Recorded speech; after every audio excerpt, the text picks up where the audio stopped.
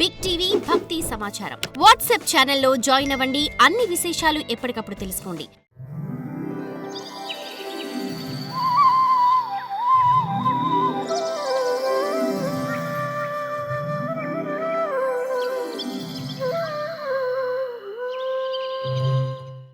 మానవుడు సత్యమనే ఆ 4వ పాదంతోనే నిన్ను పొందగలుగుతున్నాడు.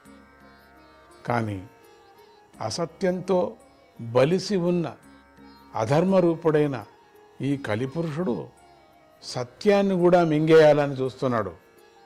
శ్రీకృష్ణుడు గోరూపంలో ఉన్న ఈ భూమి యొక్క బరువును దించాడు.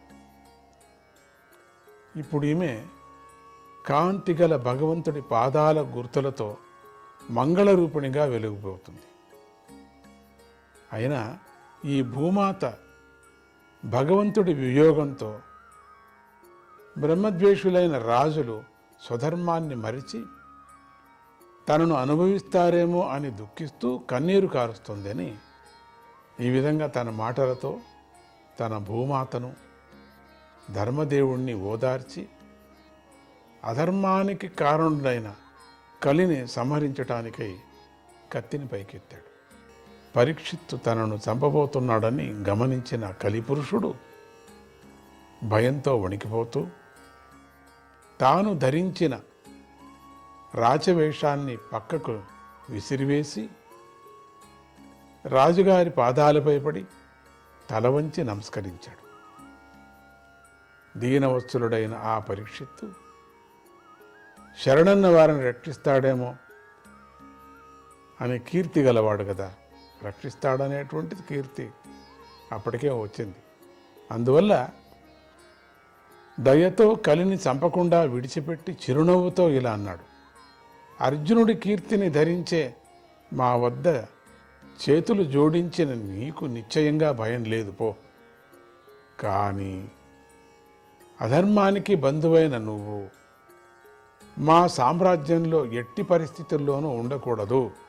నువ్వు రాజుల శరీరాల్లో ఉండగా నిన్ను అనుసరించి పిసినారితనము, అసత్యము, ఇతరుల డబ్బును అపహరించటము, దుష్ట స్వభావము, స్వధర్మాన్ని విడిచిపెట్టటము, దారిద్ర్యము, మోసము, కలహము, ధర్మాన్ని ఆచరించినట్లుగా నటించటము అనే అధర్మాల గుంపు వారిలో పెరిగిపోయి అధర్మాన్ని చేయిస్తుంది కదా.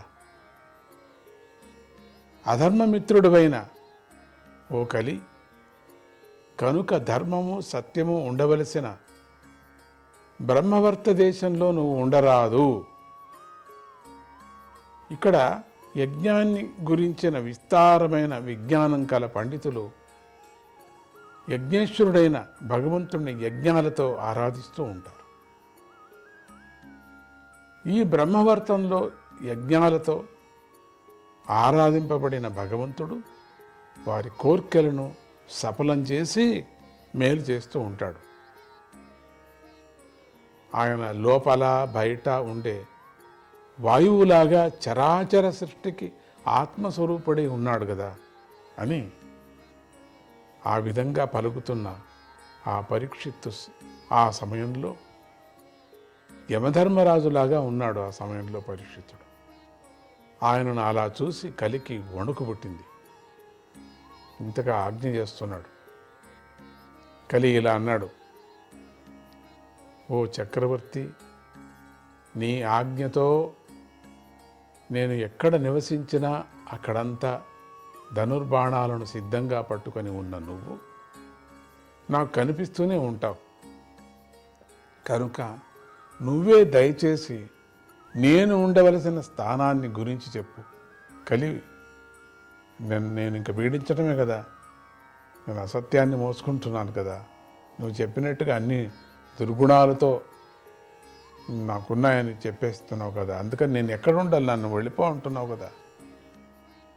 నేను ఎక్కడ వెళ్ళి నా ప్రభావాన్ని చూపిస్తుంటే నీ ప్రభావం కనపడుతూ ఉంటుంది. నువ్వు ధనుర్బాణాలు పట్టుకొని ఇక నన్ను సంహరించిన విధంగా ఉంటావు. నువ్వు నాకు చాలా భయంగా ఉంది. అందుకని నేను ఉండవలసినటువంటి స్థలం నాకు చూపించు. నాకు ఆ స్థానాన్ని గురించి చెప్పు. నేను నీ ఆజ్ఞతో అక్కడ మాత్రమే స్థిరంగా ఉంటాను అన్నాడు. కలి అలా కోరుకోగా పరీక్షిత్తు అతడి నివాసానికై జూదము, మద్యపానము, దుష్ట స్త్రీ సంగము, ప్రాణిహింస అనే 4 స్థానాలుగా నిర్దేశించాడు. చూసారా, ఎక్కడెక్కడ చెడ్డ గుణాలున్నాయో, చెడ్డది ఎక్కడెక్కడ నడుస్తుందో అక్కడంతా నువ్వు ఉండిపోవన్నాడు.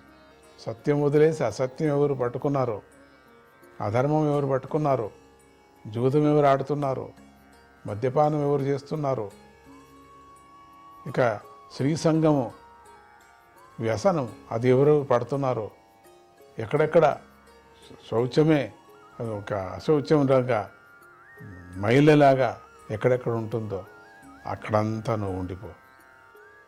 ఎక్కడ ప్రాణిహింస అనే విచారం జరుగుతున్నదో అక్కడంతా నువ్వు కలి ప్రభావం చూపించు. జూదంలో అసత్యము, మద్యపానం తాగి అట్లనే మత్తుగా పడుకునే వాళ్ళు చాలామంది ఉన్నారు. అది కాక మద్యపానంలో మదము, దుష్ట స్త్రీ సంఘంలో ఆసక్తి, చూసారా, ఇవి ఉంటే ప్రాణిహింసలు, క్రూరత్వము అనేవి ఉంటాయి. ఆ మాటలు విన్న కలి అధికంగా ఇంకొక స్థానాన్ని చూపించమన్నాడు. ఇంకోటి కూడా చెప్పండి అన్నాడు. పరీక్షిత్తు అతడికి బంగారాన్ని 5వ స్థానంగా చూపించి ఆ 5 ఉండిపోమన్నాడు. బంగారంలో ఉండమని చెప్పారు. ఎందుకంటే బంగారం వల్ల వైరం పెరుగుతుంది కదా. అధర్మానికి మూల కారణమైన కలి పరీక్షిత్ యొక్క ఆదేశాన్ని పాటిస్తూ ఆయన చెప్పిన ఆ 5 స్థానాల్లో మాత్రమే నివసించసాగాడు. అందువల్ల కొంచెం బుద్ధివంతులైనటువంటి వాళ్ళు బంగారం దానంగా ముట్టరు, తీసుకోరు కూడా. బంగారం అంటే చాలా భయపడతారు కూడా. ఎందుకంటే దాంట్లో కలి ఉంటాడని, వాడి నుంచి బాధ వస్తుందని. ఆ బంగారు సొత్తులు వేసుకొని తిరగండి, దాని నుంచి బాధ రాకుండా ఉంటుందో చూడండి మార్కెట్లో తిరుగుతుంటే. సో ఆ బంగారు వర్ణమే అటువంటిది అన్నారు. కానీ బంగారు చాలామంది భయపడతారు, ధర్మంగా ఉండేటువంటి వాళ్ళు. అందువల్ల బ్రతికి బట్టకట్టాలని కోరుకునేవాడు ఈ 5 సేవించరాదు. జూదమాడకూడదు, మద్యపానం చేయకూడదు, దుష్ట స్త్రీ సంఘం చేయకూడదు, ప్రాణిహింస చేయకూడదు, ఇక బంగారం ముట్టకూడదు. ఇవన్నీ చెప్పుకొని వచ్చాడు. విశేషంగా ధర్మ మార్గంలో నడుస్తూ ప్రజలను పాలించే రాజులు, ధర్మాన్ని ఉపదేశించే గురువులు ఏ కాలంలో కూడా ఆ 5 జోలికి పోరాదు, పొరపాటున కూడా పోకూడదు. అలా కలిని ఆదేశించిన పరీక్షిత్తు తపస్సు, శౌచము, దయ అనే ధర్మం యొక్క విరిగిపోయిన 3 కాళ్ళ తిరిగి నిలబెట్టాడు. వాటిని వృద్ధి చేశాడు కూడా. అంతేగాక భూమాతను ఓదార్చి ఆమె శోభను పెంచాడు. ఎందుకంటే కలి అక్కడి నుంచి వెళ్ళాడు, కలికి ఉండవలసిన స్థానాన్ని చూపించేశాడు కదా. ధర్మరాజు అడవికి వెళుతూ రాజ్యాన్ని తన మనవడికి ఇచ్చాడు. రాజర్షి, మహాత్ముడు, గొప్ప కీర్తి కలవాడైనటువంటి పరీక్షిత్తు ఆ సింహాసనాన్ని నిన్న మొన్నటి వరకు అలంకరించి హస్తినాపురంలో కురు సార్వభౌముడై వెలిగిపోయాడు. అభిమన్యుడి పుత్రుడైన పరీక్షిత్తు మహారాజు యొక్క ప్రభావం ఎంతెంత గొప్పదో చెప్పలేం కదా. ఇంత గొప్పది అన్నమాట. ఆయన రాజ్యం వెళుతూ ఉండగా మీరు సత్రయాగాన్ని సంకల్పించి యజ్ఞదీక్షను ధరించారు కదా అన్నాడు సూత మహర్షి. ఇంతటితో 17వ అధ్యాయం సమాప్తం.